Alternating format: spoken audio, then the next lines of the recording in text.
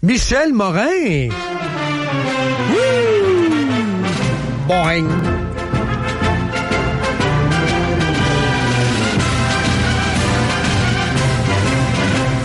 Salut Michel, comment ça va? Bonjour, ça va très bien mon cher. Avant d'aborder ton principal sujet, je veux quand même t'entendre un peu parce que je sais que tu as tweeté quand même beaucoup en fin de semaine. Et entre autres, tu as tweeté sur Catherine McKenna, donc qui pleure beaucoup parce qu'elle se fait appeler Barbie. Oui. À un moment donné, là, tu sais, quand tu joues les ayatollahs du climat, ça se peut très bien à un moment donné que tu te retrouves avec 2-3 colibets, là. Ben, écoutez, les gens voient bien la facture. Les gens anticipent déjà la facture. Hein, le 4 cents, 4-5 cents qu'on paie actuellement pour l'essence, entre autres, là, bien bientôt, ça va être 11 cents. Hein? Et puis après, c'est juste la moitié des objectifs, donc ça va être 22 cents. Alors que les gens disent, moi, vous allez me faire payer 22, 30 cents pour respecter l'accord de Paris, alors qu'on construit à répétition des centaines de centrales au charbon et en Inde.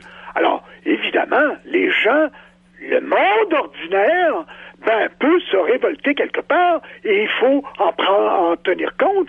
Alors, Mme McKenna, évidemment, à Ottawa, etc., elle est bien au-dessus de ça et elle peut se livrer à toutes les idéologies possibles, mais il y a un revers à ça, c'est que les gens sont mécontents. Ben oui, puis il a le droit de s'exprimer. Effectivement, c'est sûr qu'il y a des menaces de mort, mais là, on parle pas de ça. Là.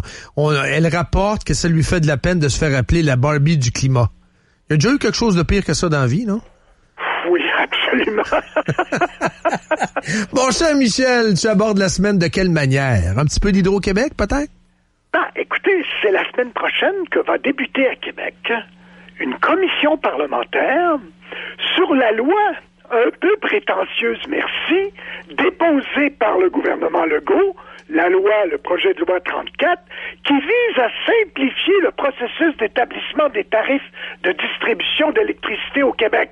On le sait, on veut maintenant augmenter les tarifs selon l'inflation alors qu'on n'y arrivait pas au cours des dernières années. Alors c'est ça le projet de loi et on va entendre des experts, etc. Alors je voudrais y aller de mon grain de sel ce matin. La semaine dernière, justement en prévision de cette commission parlementaire, il y a 3 groupes, des consommateurs, des industriels, qui ont dit, écoutez, si on applique les règles actuelles, là, que vous ne voulez plus appliquer, justement, là, eh bien, les consommateurs québécois, ils sont juste 4,3 millions. Les consommateurs québécois devraient avoir cette année, à compter du 1er avril 2020, une baisse de leurs tarifs de 4,9%. Et là, ça a été la rumeur, ça a été le scandale à Hydro-Québec. Quoi? C'est pas réaliste. Qu'est-ce que vous êtes en train de nous faire? Ça a été les hauts cris. Un instant. 4,9% de baisse. D'abord, disons que dans le passé, en 2011, en 2012, même si l'inflation était près de 3%, eh bien, en 2011 et 2012, l'inflation était à 2,9%. Mais la régie, figurez-vous, qui a commencé à faire ses devoirs au cours des dernières années, peut-être pour se racheter de sa complaisance vis-à-vis les trop perçus, eh bien, n'a accordé qu'une baisse des tarifs de 4/10%. Et l'année suivante, une autre baisse de 0,5%. Donc, messieurs d'Hydro-Québec, c'est possible une baisse des tarifs, quoi que vous en disiez. Et là, on apprend, et c'est l'Association des consommateurs industriels d'électricité qui a fait ce calcul, que non seulement Hydro-Québec ne rembourse pas les trop perçus qu'on a dénoncés de 1,5 milliard, mais qu'au cours des 5 prochaines années, d'ici 2025, eh bien, il va s'ajouter une autre couche de 500 millions de trop perçus pour Hydro-Québec. Et ça, j'insiste là-dessus, avec les revenus requis pour Hydro-Québec pour avoir son rendement de 8,2%, ce qui est un scandale à mon avis. C'est un monopole qui n'a pas de risque d'affaires, et puis ils vont toucher le 8,2% de rendement année après année. C'est ça le projet.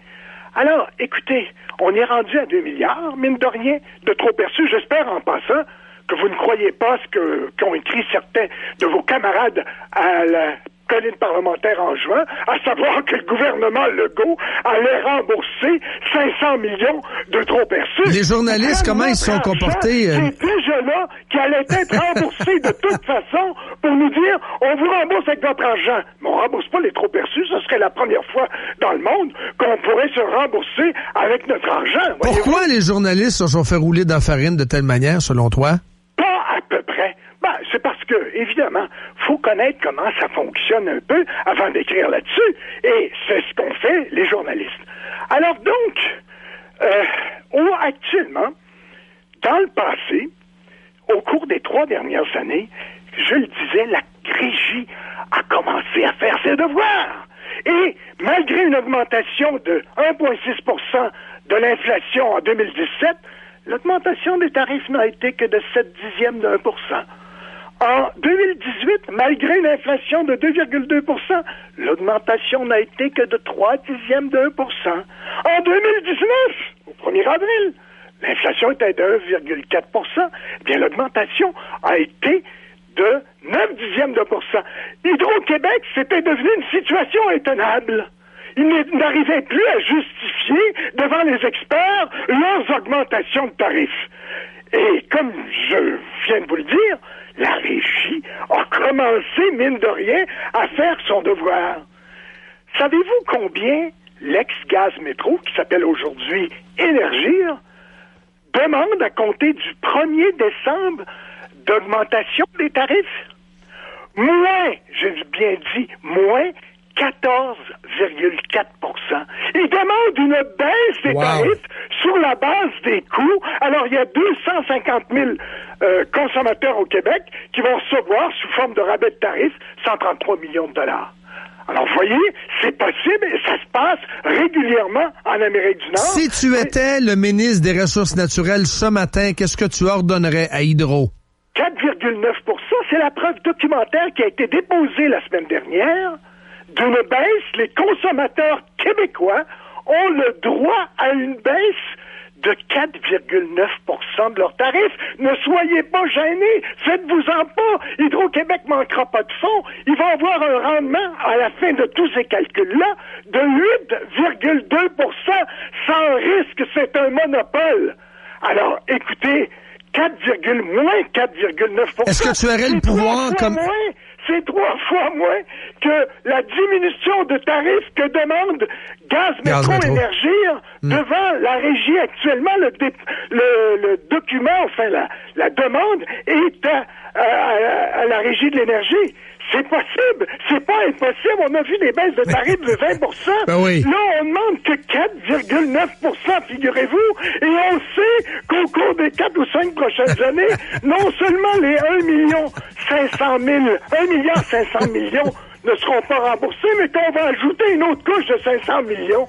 Alors, on est devant ça, là. Comment tu trouves, en terminant, Michel, avant de se laisser, comment tu trouves le ministre des Ressources naturelles?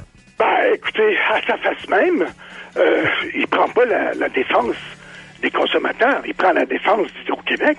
Et là, quand on va commencer, là, la réalité, là, c'est qu'avec tout ce qui est en train de se passer, la différence actuellement entre une facture de gaz naturel et une facture d'électricité, bien, c'est moins de 300 $. Mais avec ce qui se passe, ça va passer à 400 $ l'écart. L'Hydro-Québec n'est plus compétitive avec ses tarifs d'électricité pour les simples consommateurs comme vous et moi.